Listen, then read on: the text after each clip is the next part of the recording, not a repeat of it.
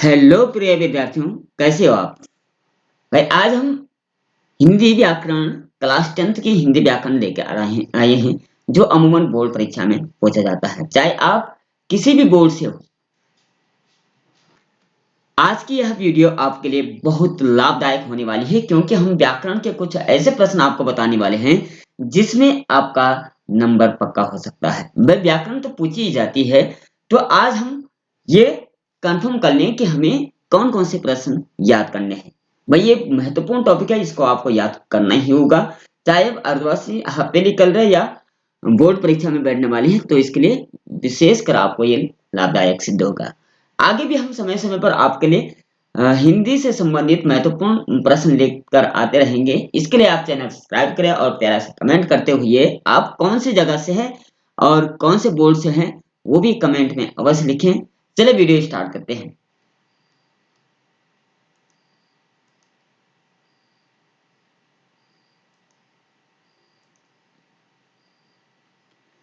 पहला प्रश्न होगा,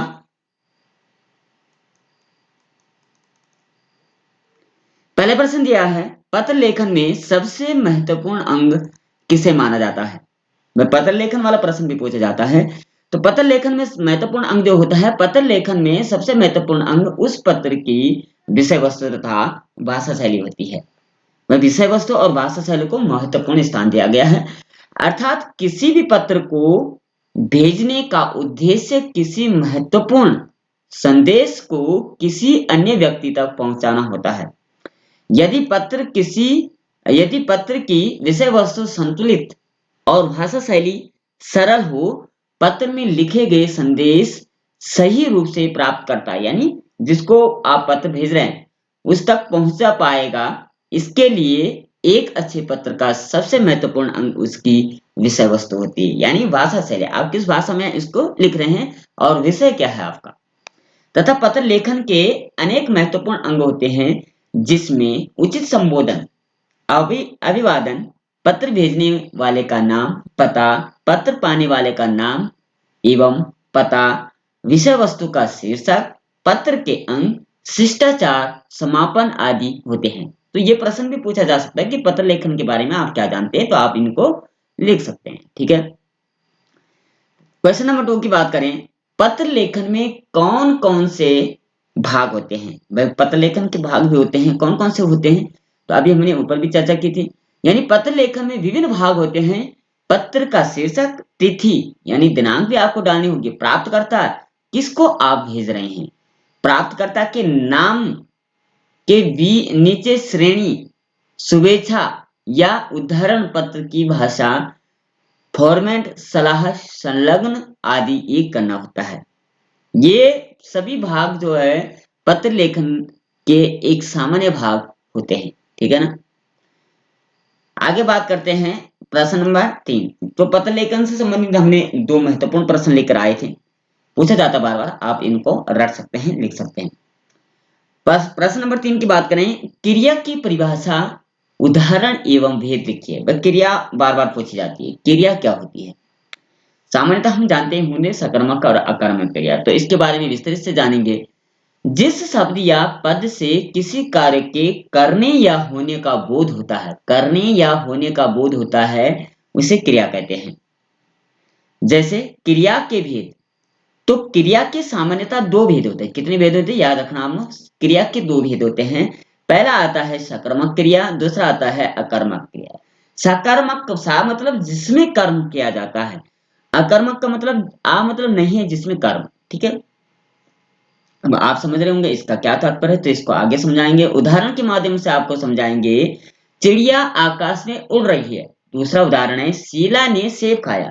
अर्थात उड़ रही है क्रिया है, क्रिया पर प्रभाव पड़ रहा, उड़ रही है, और खाया ये क्या है, क्रिया।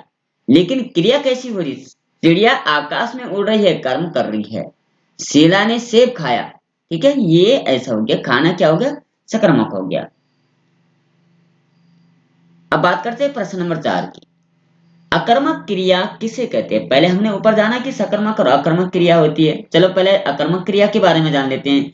अकर्मक क्रिया किसे कहते हैं, परिभाषा एवं प्रकार लिखिए। तो अकर्मक क्रिया मैंने पहले ही कहा था जिसमें कर्म नहीं होता, कर्म तो होता लेकिन वो गौण होता है। वाक्य में प्रयोग करते समय जिस क्रिया में कर्म की आवश्यकता नहीं होती है उसे अकर्मक क्रिया कहते हैं। जिस क्रिया में कर्म की आवश्यकता नहीं होती है अकर्मक, जैसे हंसना कर्म तो हो रहा है लेकिन स्वाभाविक क्रिया है, कर्म अलग से नहीं करना पड़ रहा।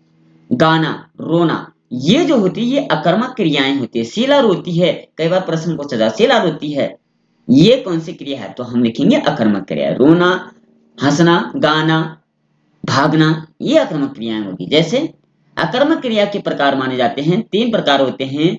स्थित्यर्थक क्रिया, गत्यर्थक, पूर्ण अकर्मक क्रिया, अपूर्ण अकर्मक क्रिया। पूर्ण मतलब पूर्ण रूप से अकर्मक है, जो जिसमें कर्म हो ही नहीं रहा है। अपूर्ण मतलब जिसमें थोड़ा गौण रूप से कर्म किया जा रहा है लेकिन वो नगण्य के रूप में दिखाया जा रहा है। ठीक है, आप जान गए। अकर्मक मतलब जिसमें कर्म नहीं है, स्वाभाविक क्रिया है मनुष्य के द्वारा या किसी जीव के द्वारा। ठीक है ना, हंसना स्वाभाविक क्रिया है, गाना स्वाभाविक क्रिया है, रोना स्वाभाविक क्रिया है। आगे बढ़ते प्रश्न नंबर 5 पे। वीडियो अच्छी लग रही हो कमेंट अवश्य करें कि आप कौन सी क्लास या आप कौन सी जगह से हमें देख रहे हैं, कौन सा बोर्ड आपका है। आगे बढ़ते हैं। सकर्मक क्रिया किसे कहते हैं? परिभाषा एवं भेद लिखिए।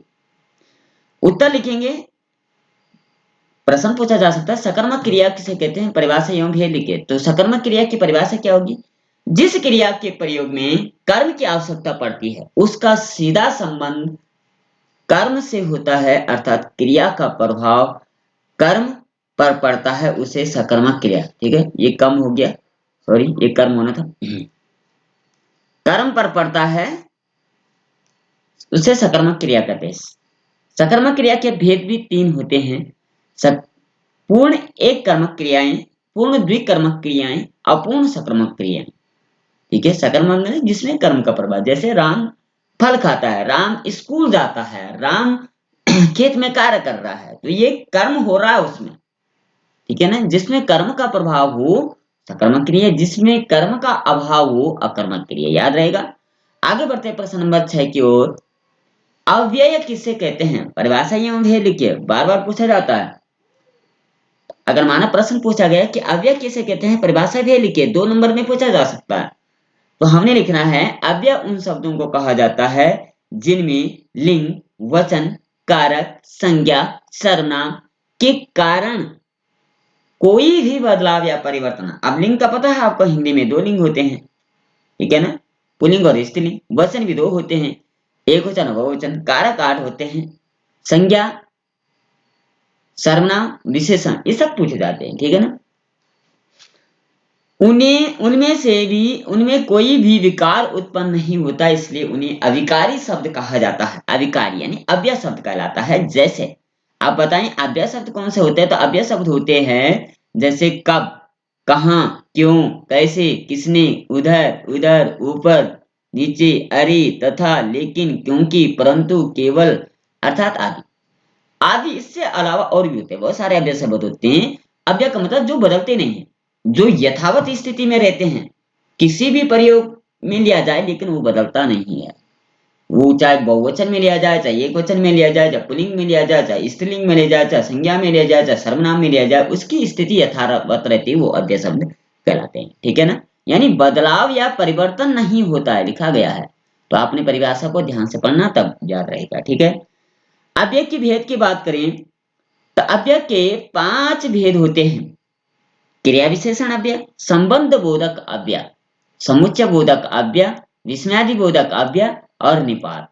मोस्ट इंपोर्टेंट माना जाता है और बार बार पूछा जाता है कि अव्यय के भेद लिखिए, या ये भी पूछ सकता है कि निपात किसे कहते हैं वो भी लिखिए, या विस्मयादि बोधक कौन होते हैं उससे लिखिए। तो हमने इसको लिखना है। सबसे पहले बात करते हैं क्रिया विशेषण की।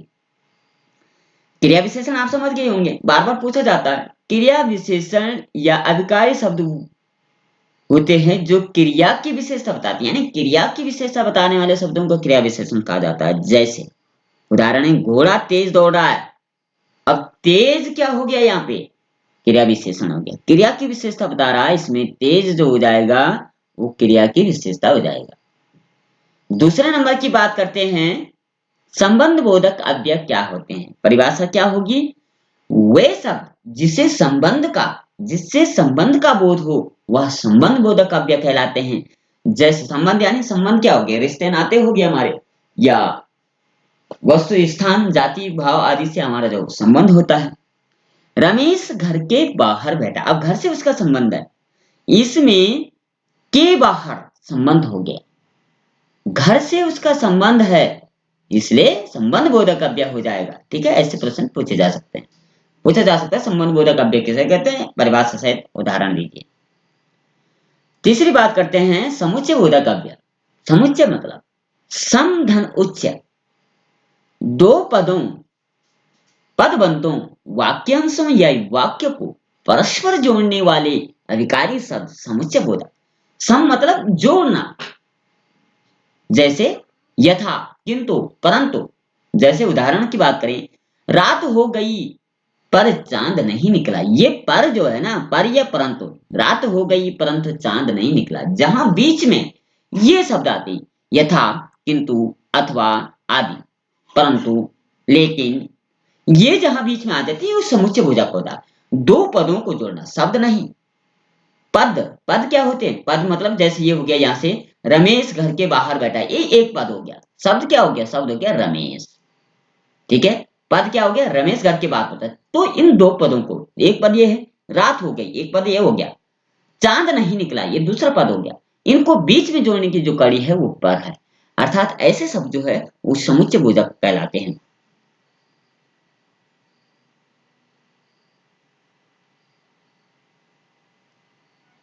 अब बात करते हैं, ये थोड़ा यहाँ पे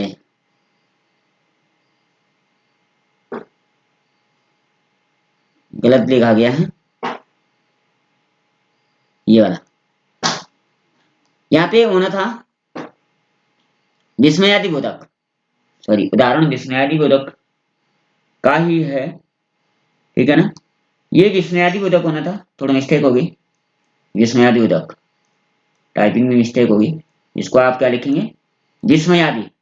ठीक है, ये लिखा नहीं जा रहा, आप इसको विस्मयादि बोधक लिख सकते। विस्मयादि बोधक अव्यय वे अभिकारी शब्द जिनसे कार्य में दया करुणा शोक ग्लानि भाव उत्पन्न हो, दया करुणा शोक ग्लानि आदि का भाव उत्पन्न हो, वो विस्मयादि बोधक अव्यय कहलाते हैं। ठीक है, समुच्चय बोधक नहीं, विस्मयादि बोधक अव्यय कहलाता है। जैसे वाह क्या अभिनय किया, अरे तुम कहाँ रह गई, हे भगवान ये क्या हो गया। यानी दया करुणा शोक ग्लानि आदि का भाव, हे भगवान, ये तो संबोधन वाले जो होते हैं वो जो है समुच्चय बोधक में आ जाते हैं। ठीक है ना, जैसे कहते हैं अरे उसके साथ बेकार हो गया, अरे वह बेचारा दुखी है, हे भगवान मेरे नंबर कैसे आएंगे, ऐसे भाव जहां होते हैं तो वो समुच्चय बोधक कहलाते हैं। क्या कहलाएंगे? वो कहलाएंगे विस्मयादि बोधक। ठीक है, संशय जहां भाव उत्पन्न हो। लास्ट में बात करते हैं इसके निपात, वो मोस्ट इंपोर्टेंट माना जाता है, बार बार पूछा जाता है निपात किसे कहते हैं, उदाहरण से समझाइए। तो परिभाषा होगी जो अव्यय किसी शब्द या पद के बाद लगकर उसके अर्थ में बल प्रदान करते हैं, निपात कहलाता है। पद या शब्द के बाद लगकर उसमें बल प्रदान करते हैं यानी जोर देते हैं, राम ही कल जाएगा, राम कल जाएगा भी हो सकता था लेकिन ही यहां पर लगा दिया, ही भी आदि जो है निपात होते, इसमें ही निपात हो गया, राम ही। माना क्लास में कोई कहेगा 40 बच्चों की क्लास है लेकिन एक हमने कहा कि राम ही सबसे तेज है, यानी सभी तेज तो है लेकिन राम ही सबसे तेज है, यानी सभी में सर्वश्रेष्ठ है, बल दिया जा रहा है राम पर। ठीक है ना, तो जहां ऐसा बल दिया जाता है उसे निपात कहा जाता है। ठीक है, अभी भी चैनल सब्सक्राइब नहीं किया, चैनल सब्सक्राइब जरूर करें क्योंकि मोस्ट इंपोर्टेंट हिंदी के क्वेश्चन हम आपके लिए लाने वाले हैं। इसके साथ साथ हम आपको सामाजिक तथा अन्य विषयों के भी नोट्स प्रोवाइड कराने वाले हैं जो बोर्ड में अधिकतर पूछे जाते हैं। आगे प्रश्न की बात करते हैं, प्रश्न नंबर 7 की बात करते हैं। ये भी मोस्ट इंपोर्टेंट माना जाता है और परीक्षा के लिए आपके लिए बेहतर होगा, इसको भी नोट कर लिया और लिख लीजिए। वाक्य की परिभाषा एवं भेद लिखिए। शब्दों का ऐसा व्यवस्थित समूह जो अपेक्षित अर्थ प्रदान करता है वाक्य कहलाता है, यानी व्यवस्थित समूह वाक्य प्रदान कराता है। ठीक है, यह दो प्रकार के होते हैं, रचना की दृष्टि से और अर्थ की दृष्टि से। ठीक है ना।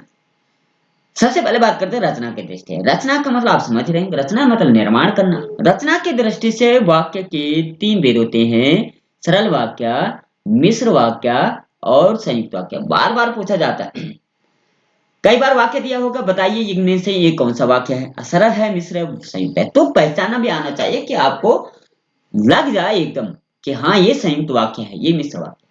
तो चले पहले सरल बात। सरल का मतलब सामान्य, सामान्य वाक्य भी इसको कहा जाता है। कहीं कहीं सामान्य वाक्य लिखा रहता है, आप कंफ्यूज ना हो। सरल हो सकता है, सामान्य हो सकता है। मिश्र वाक्य मिश्रित वाक्य भी कहलाता है। लेकिन सरल वाक्य की बात करें, इसमें एक उद्देश्य और एक ही विधेय होता है, अर्थात एक कर्ता और एक क्रिया अनिवार्य है। यानी बीच में और कुछ नहीं, एक कर्ता एक क्रिया, एक उद्देश्य एक विधेय। उद्देश्य और विधेय पूछा जाता है, कैसे जानते हैं आप देख लीजिए। जैसे राम जाता है, एक कर्ता है और एक ही क्रिया है, जाता है। एक उद्देश्य है राम, उद्देश्य राम हो गया, जाता है विधेय हो गया। ठीक है ना। इस वाक्य में राम कर्ता उद्देश्य है और विधेय होगी क्रिया। ठीक है ना। सामान्य सरल वाक्य है, इसमें ज्यादा कठिन नहीं है, इसमें कोई झोल नहीं है, मिश्र नहीं है, संयुक्त नहीं है, पदों को जोड़ा नहीं है। ठीक है, और तथा वे अन्य आदि का प्रयोग नहीं हुआ है। तो ये सामान्य वाक्य हो। दूसरे नंबर पर बात करते हैं मिश्र वाक्य। मिश्र वाक्य का मतलब है एक से अधिक उपवाक्यों से मिलकर मिश्र वाक्य बनता है। एक वाक्य प्रधान उपवाक्य होता है, शेष आश्रित वाक्य होते हैं। जैसे यदि मैं न आता तो तुम सोते रहते, ये मिश्र वाक्य हो गया। क्या कहा, एक से अधिक उपवाक्यों, जहां एक वाक्य मैंने क्या कहा, ये वाक्य हो गया, हम कश्मीर घूमने गए, एक वाक्य हो गया ये। तो एक से अधिक वाक्य जहां मिलाए गए हों वो मिश्र वाक्य का है। मिश्र मतलब संयुक्त करना। यदि मैं न आता तो तुम सोते रहते, इसमें योजक शब्द है कि यदि अगर तो, ये शब्द जो है, जैसे यदि मैंने आता तो, देखा दो वाक्यों को जोड़ा गया है इसमें, तो ये क्या हो गया, मिश्र वाक्य हो जाएगा। ठीक है। संयुक्त वाक्य सरल वाक्य में क्या था, सामान्यतः राम जाता है। मिश्र वाक्य में क्या है, राम मैं, यदि मैं न आता तो तुम सोते रहते। ठीक है, दो वाक्यों को जोड़ा गया। अब बात करते हैं संयुक्त वाक्य। संयुक्त मतलब जोड़ना, जिस वाक्य में एक से अधिक उपवाक्य हो और सभी समान स्तरीय हो, संयुक्त वाक्य कहलाता है। जैसे हम कश्मीर घूमने गए और हाउस बोट पर रहे। ठीक है ना, ये भी हम और का प्रयोग होता है। तो ऐसे वाक्य संयुक्त वाक्य, सरल वाक्य, मिश्र वाक्य कहलाते हैं। बार बार पूछे जाते, याद रखिए। अब बात करते हैं अर्थ की दृष्टि से, ये भी मोस्ट इंपोर्टेंट माना जाता है। विधानवाचक को निषेधवाचक में बदलिए, निषेधवाचक को प्रश्नवाचक में बदलिए, प्रश्नवाचक को इच्छावाचक, ऐसा पूछा जाता है। तो अर्थ की दृष्टि से 8 भेद होते हैं, विधानवाचक, निषेधवाचक, संदेहवाचक, आज्ञा या विधिवाचक, प्रश्नवाचक, विस्मयादिवाचक, इच्छावाचक और संकेतवाचक। सबसे पहले बात करते हैं विधानवाचक की। विधान का मतलब विधि का विधान, हम बार बार सुनते हैं। कभी कभी क्या है, शब्दों को जो है हमने जो जिस तरीके से हम उसको प्रयोग करते हैं उसी का आधार पर देखना चाहिए। विधान, विधान मतलब विधि का विधान। सामान्य कथन वाले वाक्य को विधानवाचक या सकारात्मक वाक्य कहा जाता है। यह कथन वर्तमान, भूत, भविष्य किसी काल से संबंधित हो सकता है। कथन सत्य या असत्य पर उसमें निश्चयात्मकता होती। जैसे सोहन मैदान में फुटबॉल खेल रहा है। अब मैदान है तो फुटबॉल ही खेलेगा, मैदान खेलने के लिए होता है, तो ये विधान है। अब हम ये नहीं कह सकते कि सोहन मैदान में घूमने गया है। मैदान में घूमने तो नहीं जा सकता, मैदान में तो खेलने ही जाता है। ये सोहन मैदान में हल लगाने गया, मैदान में हल लगाने नहीं जाएगा। यानी विधान है कि मैदान खेलने के लिए होता है। मैं परसों आपसे पुनः मिलूंगा। ठीक है, ये विधान हो गया। विधान कर लिया उसने, निश्चय कर लिया। विधि, जिस तरह विधि का विधान नहीं टलता उस तरीके से उसने कर दिया कि मैं आपसे परसों मिलूंगा, कंफर्म हो। ऐसे जहां होते हैं वो विधानवाचक हो जाते हैं। बात करते हैं निषेध। निषेध का मतलब वर्जित। ठीक है, जैसे वर्जित लिखा रहता है, यहाँ पर शराब पीना मना है, या धूम्रपान निषेध, तो निषेध का मतलब मना करना, चेतावनी देना, ऐसे शब्द जहां होते हैं। जैसे निषेध भाव युक्त सामान्य कथन वाले वाक्य निषेधात्मक या निषेधवाचक कहलाते हैं। नकारात्मक वाक्य भी कहते हैं। इनमें प्राय ना, नहीं, मत का प्रयोग होता है। जैसे न तुम आए, ना ही तुम्हारा भाई। मैंने आज गृह कार्य नहीं किया। नहीं का भाव हो रहा है जहां निषेध, जहां वर्जित जहां दिया जाता है वो निषेध का भाव होता है। ये याद रखना, ना, नहीं, मत आदि का प्रयोग याद रहेगा। आगे बात करते हैं तीसरे नंबर पर संदेह। संदेह का मतलब आप जानेंगे, सामान्य से वाक्य है ये बदलने के लिए आते हैं। संदेहवाचक को प्रश्नवाचक में बदले, आज्ञावाचक को विधिवाचक। तो संदेह का मतलब जहां शक उत्पन्न होता है, संशय का भाव रहता, होने ना होने का भाव रहता है, संदेहवाचक। जिन वाक्यों में संदेह का भाव हो, संदेहवाचक। जैसे शायद आज बारिश होगी, अब संशय है ना, अब मैंने कहा शायद आज बारिश होगी, अब कंफर्म तो नहीं, मैं विधि का विधान तो नहीं जानता कि बारिश होगी होगी। आजकल तो मौसम विभाग का भी सच्चाई मालूम नहीं होती, वो कहेंगे बारिश होगी, हो ही नहीं रही, तो ये कंफर्म नहीं है। यकीन ना हो, मैं 100 नंबर लाऊंगा, 100%, तो यकीन नहीं है। अब तक मोहन गांव पहुंच के चुका होगा, जैसे ये भाव आते हैं समझो। संदेह जहां होता है, शक जहां होता है, ना होने की आशंका जहां होती है, संदेहवाचक कहलाता है। ठीक है, अब बात करते हैं आज्ञावाचक के विधि। आज्ञा देना, हुक्म करना, विधिवाचक कहलाता है। जिन वाक्यों में आज्ञा, निर्देश, विनय, अनुमति, प्रार्थना आदि का भाव प्रकट होता है, आज्ञावाचक कहलाता है। उदाहरण के, कृपया बाएं चलिए, आज्ञा दे दिया, आदेश कर दिया, हुक्म कर लिया। धूप में मत खेलो, आदेश दे दिया। ठीक है, सदा सत्य बोलो, जीवों पर दया करो, परोपकार करो, ये भाव जहां आते हैं आज्ञावाचक हो जाता है। ऐसे वाक्य जहां देखे समझ लो क्या हो गया, आज्ञावाचक। ठीक है, बात करते हैं प्रश्नवाचक। आगे हम इसके आगे जो हमारी वीडियो आएगी, हम आपको वाच्य परिवर्तन के बारे में बताएंगे, वाच्य परिवर्तन कैसे किया जाता है, और आज्ञावाचक को विधिवाचक में कैसे लिखा जाता है, विधिवाचक को प्रश्नवाचक में कैसे लिखा जाता है, प्रश्नवाचक को विस्मयवाचक में कैसे बदला जाता है, ये भी आपको बताएंगे। ठीक है, चैनल सब्सक्राइब करिए और कमेंट नहीं किया तो जरूर कर दिए, लाइक करते रहिए। आगे बढ़ते हैं।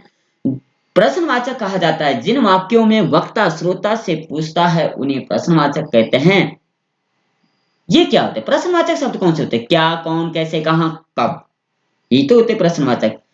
वाक्य के अंदर ये शब्द आए हुए समझो प्रश्नवाचक है। प्रश्नवाचक का मतलब ये नहीं कि वहां प्रश्न, आप कई लोग क्या होते हैं वो प्रश्नवाचक चिन्ह ढूंढते हैं ऐसे, भाई ये तो सब जगह होगा, ये पहचान थोड़ी है, हर जगह थोड़ी होता, लेकिन इसकी पहचान क्या है, कब, क्यों, कहां, कैसे, किस लिए, ये जहां बीच में आ जाते हैं समझो वो प्रश्नवाचक।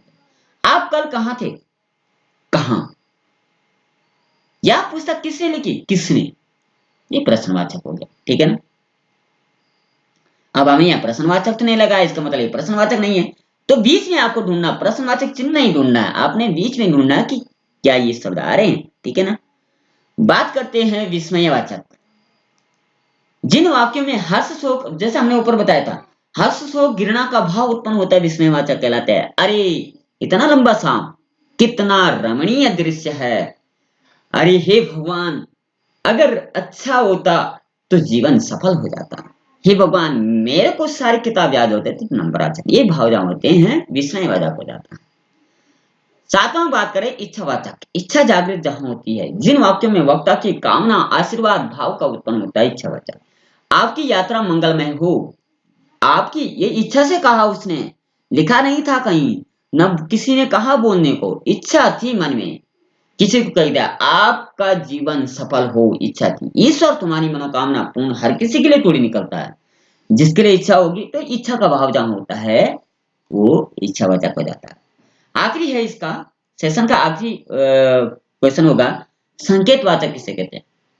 जिन वाक्यों में किसी न किसी शर्त की पूर्ति का विधान किया जाता है, संकेतवाचक। जैसे यदि वहां आता तो मेला देखने चलते, संकेत किया गया, यदि आता, नहीं आया, नहीं गया। तो कुल मिलाकर के ये क्वेश्चन जो है हमने मोस्ट इंपोर्टेंट आपके लिए दिए हैं।